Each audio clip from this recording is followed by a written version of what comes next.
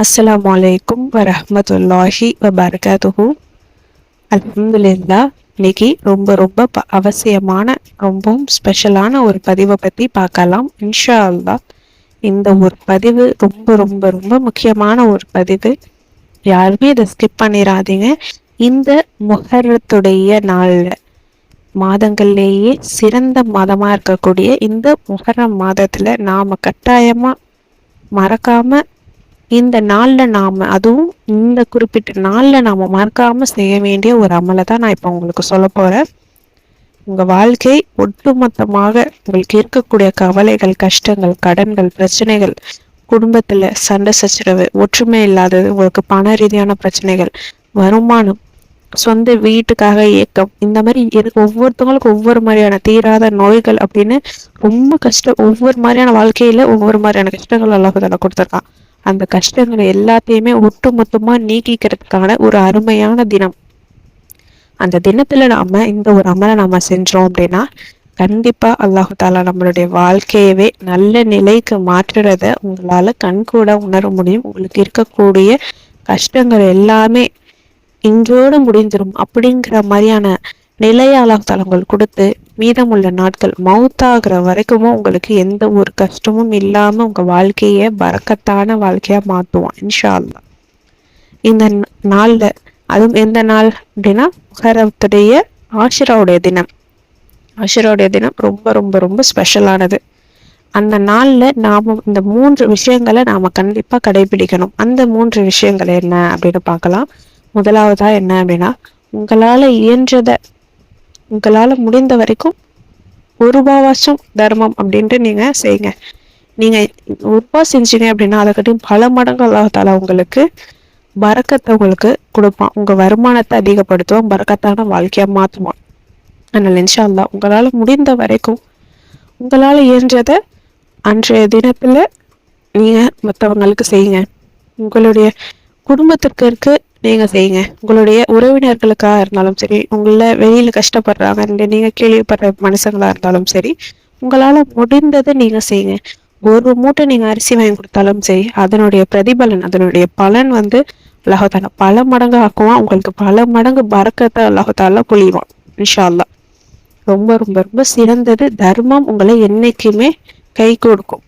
அதுவும் இந்த சிறந்த நாள்ல உங்களால முடிந்த வரைக்கும் நீங்க உங்களால முடிஞ்சதை நீங்க கொடுங்க. அதனுடைய பலன் உங்களுக்கு கண்டிப்பா உணர்ற வகையில இருக்கும். அதே மாதிரி 2வது விஷயம் நோன்பு. ஏன்னா இந்த நாள்ல ஆஷருடைய தினத்துல நாம நோன்பு வைக்கிறது அப்படிங்கிறது சுண்ணாவான விஷயம். அதுவும் எப்படி ஆஷருடைய தினத்துல நோன்பு வச்சிருக்காங்க யூதர்கள். அப்படி இருக்கும்பொழுது அந்த நாள்ல ஏன் அப்படின்னு கேட்கும் பொழுது நபி ஸல்லல்லாஹு அலைஹி வஸல்லம் கேட்டதுக்கு, மூசா அலைஹிஸ்ஸலாம் அவங்க அன்னைக்கான நாள்ல வெற்றி பெற்றாங்க. பனி இஸ்ரேல் மக்கள் நல்ல நிலைக்கு அந்த நாள்ல விடுதலை ஆனாங்க. அவங்களுக்கு அந்த நாள்ல வெற்றி கிடைச்சிச்சு. அதை நாங்க முன்னிட்டு நாங்க அன்னைக்கான நாள்ல நாங்க நோன்பு வைக்கிறோம் அப்படின்னு சொன்னாங்க. அப்போ நபி ஸல்லல்லாஹு அலைஹி வஸல்லம் அவங்க சொன்னது என்ன? மூசா அலைஹிஸ்ஸலாம் அவங்க உங்களுக்கிட்டையும் எங்களுக்கு ரொம்ப முக்கியமான ஒரு ஆள். அப்போ அவங்கள கண்ணியப்படுத்துற விதமா நம்மளும் நோன்பு வைப்போம். ஆனா எப்படி அவங்களுக்கு நமக்கு ஒரு டிஃப்ரென்ஸ் இருக்கணும் அப்படிங்கிறதுக்காக பிறை 9, 10 அல்லது பிறை 10, 11 இந்த மாதிரி கூட ஒரு நோன்பு எக்ஸ்ட்ரா சேர்த்து 2 நோன்பா நீங்க அதை முதல்ல வச்சாலும் சரி, பிறை 9, 10 வச்சாலும் சரி, இல்லை பின்னாடி 10, 11 பிறையில வச்சாலும் சரி, உங்களுடைய விருப்பம்.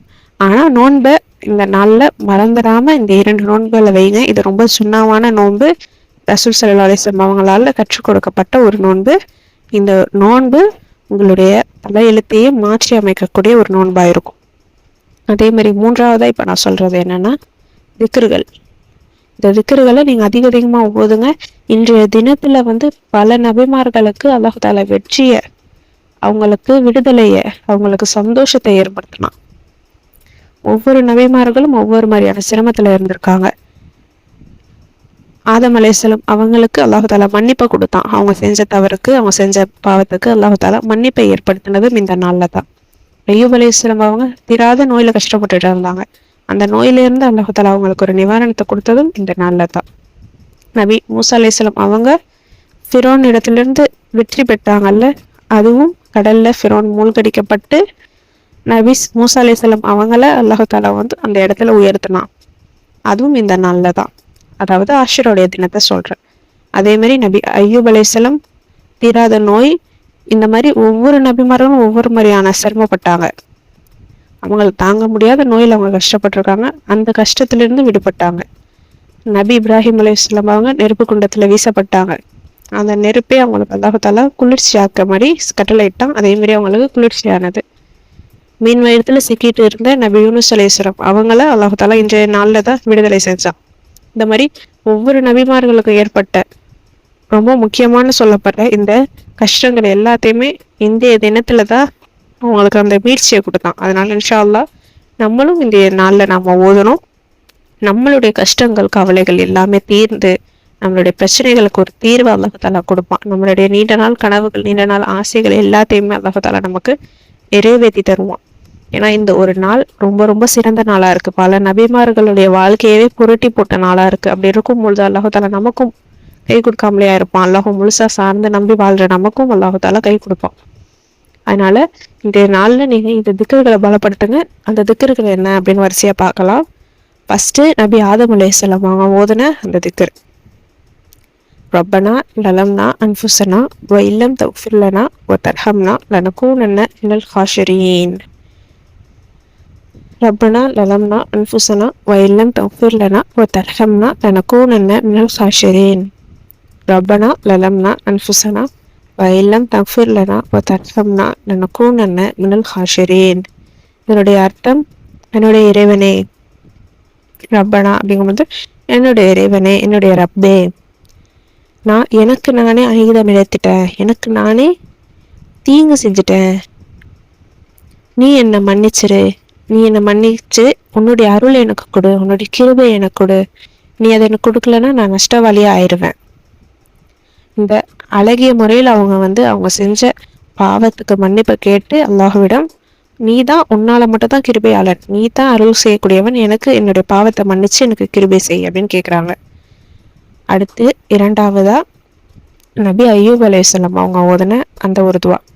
அவங்க ரொம்ப சிரமப்பட்டாங்க, நோய்வாயால ரொம்ப கஷ்டப்பட்டாங்க.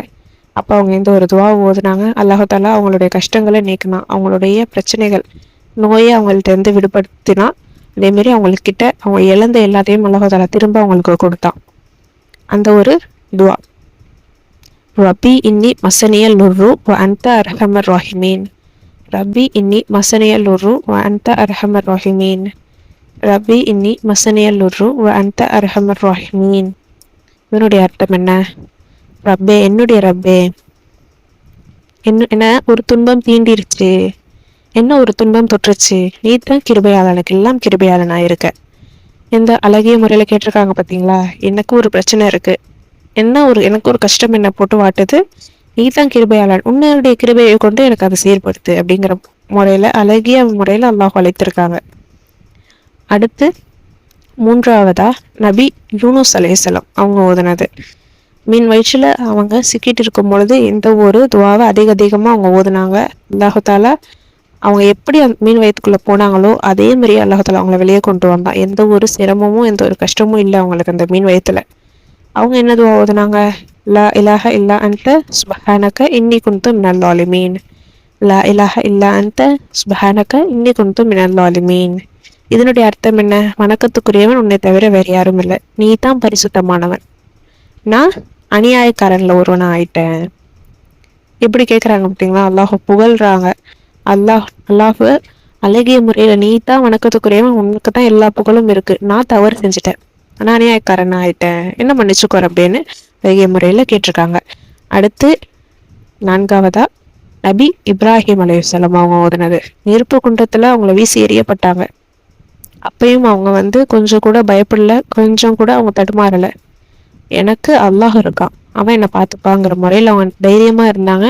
அந்த இடத்துல அந்த நெருப்புக்கு அல்லாஹ் கட்டளை இட்டான், நீ குளிர்ச்சியா ஆகு அப்படின்னு. அதே மாதிரியே அந்த நெருப்புகளும் குளிர்ச்சியாச்சு. இதெல்லாம் எந்த அளவுக்கு ஒரு ஆச்சரியத்தை ஏற்படுத்துது. அல்லாஹ் முழுசா நம்பிட்டா நெருப்பை கூட அல்லாஹால குளிர்ச்சியாக்குறான், அந்த வெப்பத்தை கூட அல்லாஹ் குளிர்ச்சியா மாத்துறான். அப்ப எந்த அளவுக்கு அல்லாஹ் நம்ம நம்பினா அல்லாஹ் நமக்கு எந்த மாதிரி நிலையில இருந்தாலும் உதவுவான், எவ்வளவு கஷ்டத்துல இருந்தாலும் நம்மளை மீட்டு கொண்டு வருவாங்கிறத நமக்கு நினைவுபடுத்துது இந்த ஒவ்வொரு நபிமார்களுடைய வரலாறுகளும். அப்போது நபி இப்ராஹிம் அலைஹிஸ்ஸலாம் என்ன ஓதுனாங்க? ஹஸ்புன் அல்லாஹு வ நிஅமல் வக்கீல், ஹஸ்புன் அல்லாஹு வ நிஅமல் வக்கீல். அல்லாஹ் எனக்கு போதுமானவன், அவன் என்னை பார்த்துப்பான், நான் அவன் கிட்ட முழுசா ஒப்படைக்கிறேன் அப்படின்னு அவங்க முழுசா நம்பிட்டாங்க அல்லாஹ். அதனால நீங்க இந்திய தினத்துல, அதுவும் ஆஷுரா தினத்தை நான் சொல்றேன், இந்த நாள்ல இந்த அமலை நீங்க மறக்கவே மறக்காதீங்க. ஃபர்ஸ்ட் சொன்னது உங்களால் முடிஞ்சது தர்மம் செய்யுங்க, அடுத்து 2வதா நோன்பு, அடுத்து 3வதா இந்த 4 திக்கர்கள். இந்த 4 மட்டும்தான் ஓதணும் அப்படின்னு கிடையாது, உங்களால் இன்னும் கொஞ்சம் திக்கர்கள் ஓத முடிஞ்சா ஓதுங்க. இந்த 4மே இந்த நாள்ல ஓதுன திக்கர்களா இருக்கு. இந்த 4மே இந்த நாள்ல ஓதி இந்த நாள்ல அவங்களுடைய கஷ்டத்தை அல்லாஹாலா நீக்கினாங்க பொழுது நம்மளுடைய சிரமத்தையும் நம்மளுடைய கஷ்டத்தையும் அல்லாஹாலா நொடி பொழுதுல மாற்றக்கூடிய சிறந்த நாளா இருக்கு. இந்த ஒரு நாளை நீங்க கையில எடுங்க, மீதம் உள்ள எல்லா நாட்களுமே உங்களுக்கு சிறந்த நாளா. நீங்க எதையோ ஆசைப்பட்டுட்டு இருப்பீங்க, உங்களுடைய கடன்கள் அல்லாஹாலா தீக்கும், உங்களுடைய கஷ்டங்கள் அல்லாஹாலா போக்குவான், உங்களுக்கு மன நிம்மதியை கொடுப்பான், உங்க குடும்பத்துல ஒத்துமையை சந்தோஷத்தை கொடுப்பான். சொந்த வீட்டுக்காக ஆசைப்பட்டுட்டு இருக்கீங்களா, அந்த சொந்த வீட்டை அல்லாஹாலா விரைவா உங்களுக்கு ஏற்படுத்தி தருவான். உங்களுக்கு வருமானத்துல பரக்கத் செய்வான், உங்களுக்கு நினைப்பாக்காத அளவுக்கு செல்வ செழிப்போட செல்வச்சீமான வாழ அல்லாஹாலா நமக்கு உதவி செய்வான். என்னைக்குமே யாரிடமும் கையேந்திர நிலை இல்லாம அல்லாஹுவிடம் மட்டுமே கேட்கக்கூடிய நிலையை அல்லாஹாலா நமக்கு ஏற்படுத்தி தருவான். நமக்கு அல்லாஹாலா வாரி வழங்குவானா இருப்பான் இன்ஷா அல்லாஹ். அல்லாஹ் மேல முழு நம்பிக்கையோட முழு ஈமானோட இந்த அமலை மறந்துடாதீங்க. பிறை 9, 10 அல்லது பிறை 10, 11 இந்த நோன்பை வச்சிருங்க. இது ரொம்பவும் சின்னத்தான நோன்பா இருக்கு.